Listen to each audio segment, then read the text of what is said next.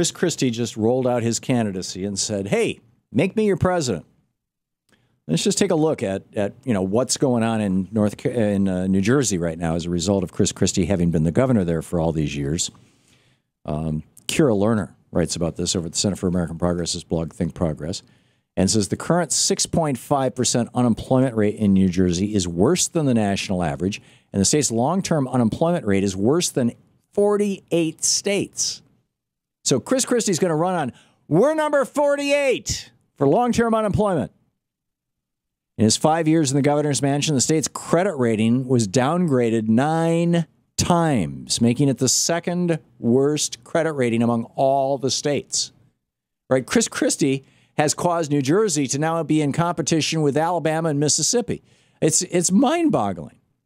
And Kansas. He also reduced the earned income tax credit. In other words, he cut money going to people who earn less than $25,000 a year. And he vetoed legislation that would raise the minimum wage to just $8.50 an hour from $7.25. He called this legislation truly ridiculous. So the voters went around him. They approved it with a ballot initiative in November. Christie has also driven the state to the brink of a pension disaster, writes Kira Lerner. The state's public sector unions continue to insist that he made the promised pension payments to 800,000 of the state's working and retired public sector employees.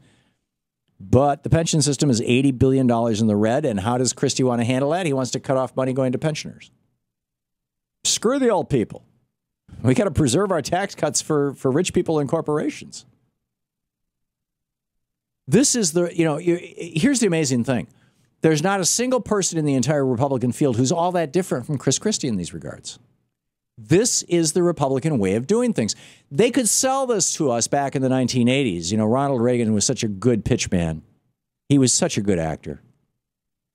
They could sell it to us back then saying, hey, just trust us. I realize you've never seen anything like this before, but it's going to work and it's going to help things get better. And you're going to have, more responsive unions and better workplaces. And the market is going to work its magic and everybody's going to be happy.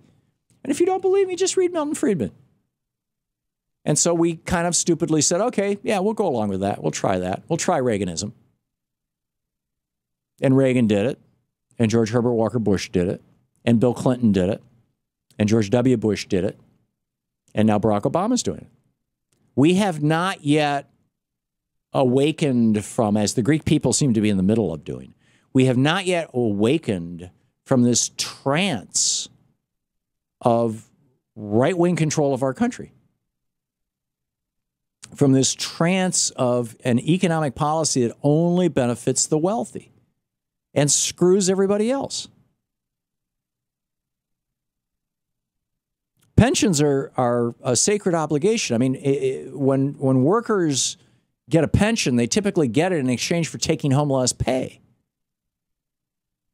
And so these workers are getting screwed twice now. They worked for 40 years at a lower pay rate so that they'd have a pension, and now Chris Christie wants to take the pension away because the billionaires don't want their taxes raised, and because Chris Christie or somebody in the government of New Jersey invested it in the stock market. Brilliant idea, but doesn't work so well. No. He was supposed to set up the state's exchange under the Affordable Care Act. He said, nah.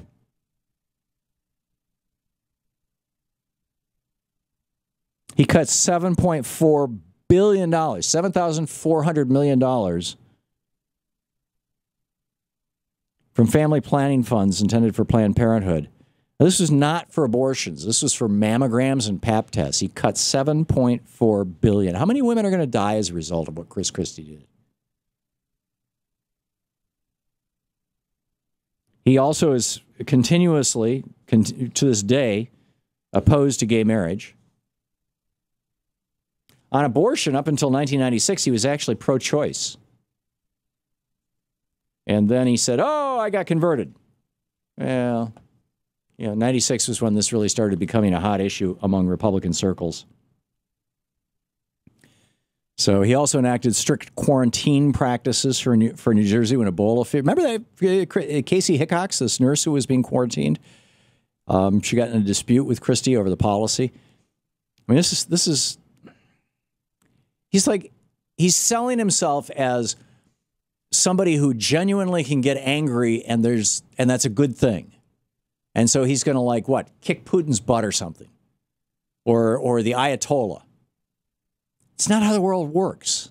The biggest bully doesn't usually win, and when they do win, they do an enormous amount of damage to their country and other countries. Chris Christie is the last guy that we want in the White House. He opposes, by the way, legalizing pot. There is one thing on a couple of issues. Number one, he did sign the New Jersey Dream Act. Good on him for that. And he does acknowledge that climate change is real, although he doesn't want to do anything about it because that would cut into the profits of the billionaires that he wants to have, the fossil fuel billionaires that he wants to have support him if he becomes the Republican nominee for president or vice president. So that's where that's all going.